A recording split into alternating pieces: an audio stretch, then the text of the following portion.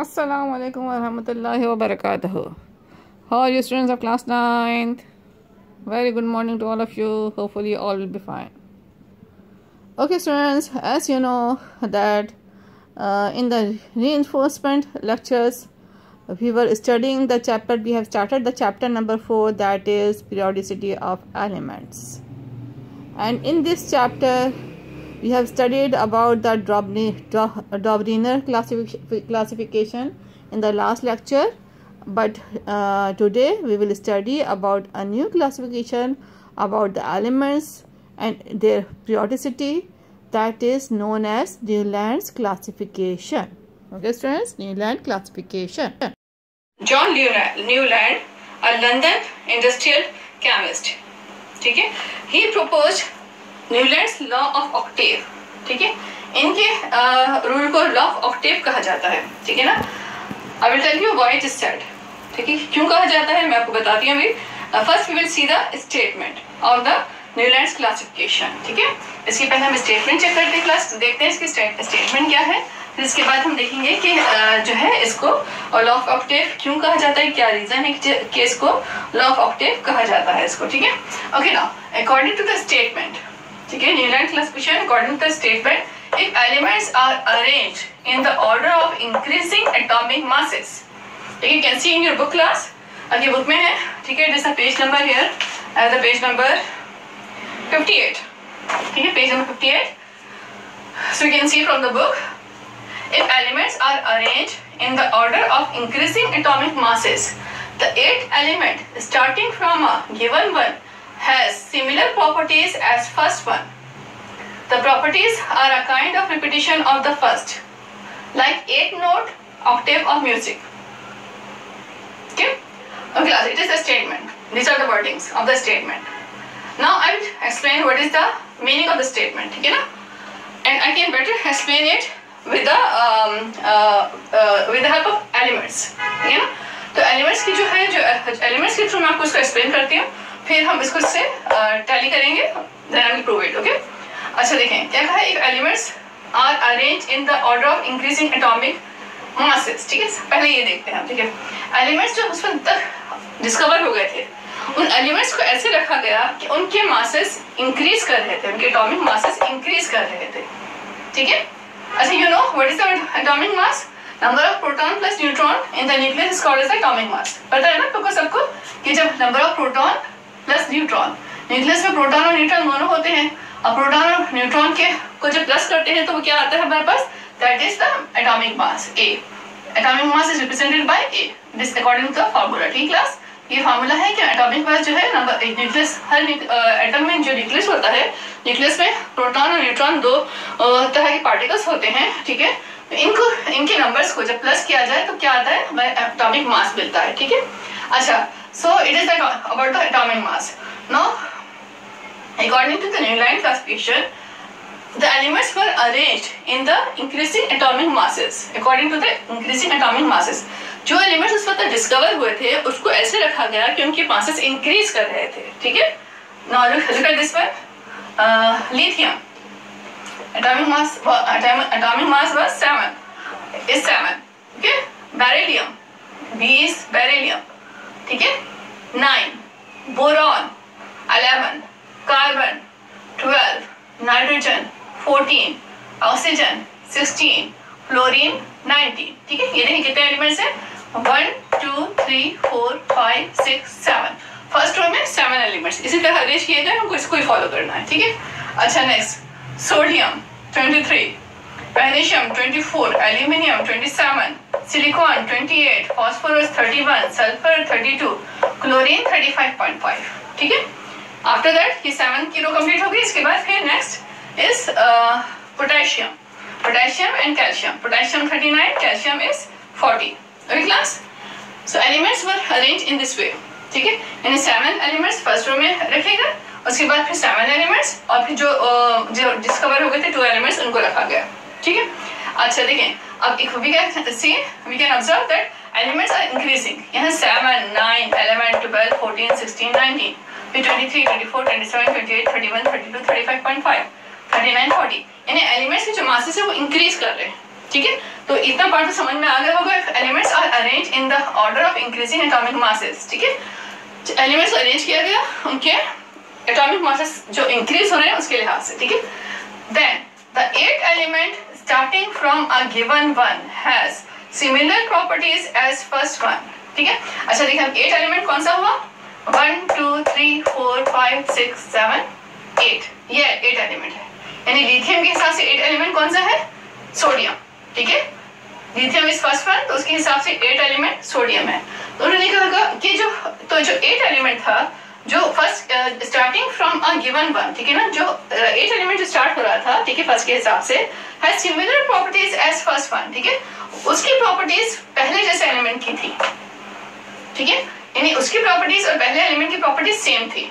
Right class, इन्होंने कहा कि जब एलिमेंट्स को अरेंज किया गया उनके इंक्रीजिंग एटॉमिक मासेस के हिसाब से, के लिहाज से, तो जब वो 8 एलिमेंट था उसकी प्रॉपर्टीज फर्स्ट एलिमेंट के जैसी प्रॉपर्टीज थी, यानी सिमिलर प्रॉपर्टीज थी, प्रॉपर्टीज मैच कर रही थी, बहुत सारी प्रॉपर्टीज मैच कर रही थी, ठीक है। So this is called as the properties are a kind of repetition, यानी जो प्रॉपर्टीज इसमें थी वही प्रॉपर्टीज इसमें रिपीट हो रही थी। अगर हमसे लिथियम और सोडियम की बात करें, लिथियम फर्स्ट है तो इसका 8 सोडियम है, तो इनकी प्रॉपर्टीज आपस में रिपीट हो रही थी, ठीक है। Then like 8 note octave of music, जैसे हिंदी लैंग्वेज में जो म्यूजिक के जो वर्ड्स होते हैं वो 8 होते हैं, ठीक है, तो उसके लिहाज से 8 नोट होते हैं उसमें। तो इसी तरह से मैंने कहा कि इसमें भी जैसे हिंदी लैंग्वेज में म्यूजिक के 8 नोट होते हैं, 8 लेटर्स, 8 वर्ड्स होते हैं, तो उसी तरह से यहाँ पे भी 8 वर्ड्स को फॉलो किया गया। That's why it is called as the law of octave. क्या कहा गया इसको, इसको कहा गया लॉ ऑफ ऑक्टेव, ठीक है ना, लॉ ऑफ ऑक्टेव, यानी law of Octave. Octave means 8, octa means 8, तो इसको 8 का कानून, 8 का लॉ कहा गया इसको, ठीक है ना, लॉ ऑफ ऑक्टेव। उसको कहा इसलिए गया क्योंकि इसमें 8 का जो नंबर है उसको वो रिपीट हो रहा है। क्लास, अब मैं repeating 1 2 3 4 5 6 7 8, lithium is first one, तो sodium is the 8th one. Properties are matching. अच्छा, if you start from beryllium, अगर हम बेरिलियम से स्टार्ट करें, ठीक है, तो इसको हम फर्स्ट कंसीडर करें, if you consider it as first element, इसको फर्स्ट एलिमेंट कंसीडर करें, ठीक है ना, राइट। तो इसका 8 कौन सा बनेगा, 1 2 3 4 5 6 7 8, तो इसका कौन सा 8 बना class, magnesium, beryllium, magnesium. So it means the properties of magnesium and beryllium will be same, इनकी प्रॉपर्टीज सेम होंगी, रिपीट हो रही होंगी, सेम प्रॉपर्टीज होंगी, ठीक है। अच्छा, इस तरह से अगर हम करें लाइक बोरॉन, बोरॉन का 8 एलिमेंट कौन सा पड़ेगा, 1, ठीक है, इट इज बोरॉन 1, ठीक है, यहाँ से स्टार्ट करेंगे हम 1 2 3 4 5 6 7 8। देखिए एल्यूमिनियम, ठीक है, तब एल्यूमिनियम, राइट, इसकी प्रॉपर्टीज बोरॉन और एल्यूमिनियम की प्रॉपर्टीज सेम होंगी, राइट क्लास। तो इसलिए कि इसका 8 एलिमेंट है, ये फर्स्ट है तो इसका 8 ये है, राइट क्लास। तो यही रूल जो है सब में एप्लीकेबल होगा, राइट। अच्छा, कुछ एलिमेंट्स सब में यहाँ पे कार्बन, नाइट्रोजन, ऑक्सीजन, फ्लोरीन सब में एप्लीकेबल होगा। अच्छा, now let's see, come towards this example, magnesium की तरफ आते हैं हम, ठीक है। अगर हम मैग्नीशियम की तरफ आए, अगर इसको हम फर्स्ट वन कंसीडर करें तो क्या होगा, 1 2 3 4 5 6 7 8, राइट। तो properties of calcium will be like as magnesium, right class. क्या मतलब है इसका, properties of calcium will be like as magnesium and the properties of magnesium will be like as beryllium, क्योंकि ये फर्स्ट है तो ये 8 है इसका, अगर ये फर्स्ट है तो फिर इसका ये 8 है, तो इनकी प्रॉपर्टीज इस ग्रुप में जो एलिमेंट्स हैं इन सबकी प्रॉपर्टीज सेम हो जाएंगी। लिथियम, सोडियम, पोटेशियम, इनकी प्रॉपर्टीज सेम हो जाएगी, क्योंकि अगर ये फर्स्ट है तो इसका 8 है, अगर इसको फर्स्ट कंसीडर करें तो पोटेशियम इसका 8 है, right class. So the properties of lithium, sodium, potassium will be same. Beryllium, magnesium, calcium will be same. Properties of boron, aluminium will be same. Carbon, silicon will be same. Nitrogen, phosphorus same. Oxygen, sulfur same. Fluorine, chlorine same. Right class? So these in this way the properties of the 8 element will be same to the first one. Right class? Now I think आपको statement समझ में आ रही होगी. If elements are arranged in the order of increasing atomic masses, the elements को हम increasing atomic masses के हिसाब से उसके लिहाज से अगर हम उसको अरेंज करें तो जो है the 8 element starting from a given 1, तो 8 एलिमेंट जो स्टार्ट हो रहा है has similar properties as first one, तो उसकी जो प्रॉपर्टीज हैं उसकी जो 8 एलिमेंट्स में से जो उसकी जो प्रॉपर्टीज है वो फर्स्ट 8 एलिमेंट की जो प्रॉपर्टीज है वो फर्स्ट एलिमेंट की प्रॉपर्टीज जैसी होंगी, ठीक है। That is called as the law of octave, ठीक है। जैसे म्यूजिक के 8 नोट्स होते हैं तो इस तरह से इसमें भी 8 नोट जो है रिपीट हो रहे हैं और इसको लॉ ऑफ ऑक्टेव कहा जाता है, right class. So Newland law is also called as the law of octave, ठीक है। जिस डॉब्रिनर के बारे में हमें पढ़ा था, it was called as the law of triad और rule of triad, right. So in this we are following 8 elements, so इसको कहा जाता है लॉ ऑफ ऑक्टेव और law of it is called as the law of octave class, okay. Law of octave, ठीक है। अच्छा देखिए लॉ ऑफ ऑक्टेव क्या सक्सेसफुल हुआ या नहीं हुआ, ठीक है। Law of octave was better then the डॉब्रिनर, ठीक है। इसलिए कि इसमें बहुत ज्यादा एलिमेंट्स थे जो कि इसको डॉब्रिनर के अकॉर्डिंग के से अगर कंपेयर करें उससे कंपैरेटिवली इसमें एलिमेंट ज्यादा थे जो कि न्यूलैंड्स के लॉ को फॉलो कर रहे थे, ठीक है। लेकिन बाद में कुछ एलिमेंट्स और डिस्कवर हुए, ठीक है, जो कि न्यूलैंड्स के लॉ को फॉलो नहीं करने लगे, वो इससे बिल्कुल डेविएट करने लगे, बिल्कुल अलग थे वो, और they were not following the Newlands classification statement, ठीक है ना। तो वो according to the Newland classification statement वो उसको फॉलो नहीं कर रहे थे, बहुत सारी एलिमेंट्स में प्रॉब्लम आ रहा था। और सेकंड एक और चीज़ थी कि लाइक यू कैन सी कि लिथियम है, द एटॉमिक मास इज 7, फिर बेरिलियम 9, ठीक है, 8 इसमें से मिसिंग है, ठीक है। 8 देखिए इसमें से 8 मिसिंग है, ठीक है। इस तरह इसके बाद देखिए 9 के बाद फिर 11 आ रहा है, 10 मिसिंग है, ठीक है। 11 के बाद 12 है, फिर 13 मिसिंग है, फिर 14 है, फिर 15 मिसिंग है। आप देखें you can see over the board, ठीक क्लास, देखिए फिर 15 मिसिंग है, 16 है, फिर 17 18 दो मासेस मिसिंग है, फिर 19 है, फिर इस तरह से देखिए 20 21 22 और इतने सारे मिसिंग है, फिर 23 है, फिर 24 है, फिर 25 26 मिसिंग है, फिर 27 28 है, 29 30 मिसिंग है, 31 है, 32 है। इस क्लास में बहुत सारे एलिमेंट देखिए मिसिंग है, ठीक है ना। Means it is not the complete satisfactory table. बहुत सारे एलिमेंट्स उस वक्त जो डिस्कवर हो गए थे या बाद में डिस्कवर हुए थे तो वो इसमें नहीं रखे गए। एक तो ये पॉइंट है कि it is not the complete table. Complete table वो होगा जो सबको लेके चले, सारे एलिमेंट्स को ऑक्यूपाई करे, ठीक है। बट ये सबको ऑक्यूपाई नहीं कर रहा था, तो इसका मतलब इसमें कमी है, ठीक है। सेकंड थिंग दैट कि कुछ एलिमेंट्स जो बाद में डिस्कवर हुए या हो चुके थे वो न्यूलैंड्स क्लासिफिकेशन के को फॉलो नहीं कर रहे थे, उसके अकॉर्डिंग सेटिस्फाई नहीं हो रहे थे, ठीक है। इसके जो रूल है, जो तरीका है इसका स्टेटमेंट का, उसके अकॉर्डिंग सेटिस्फाई नहीं हो रहे थे। So it became failed. I'm reading from the book class.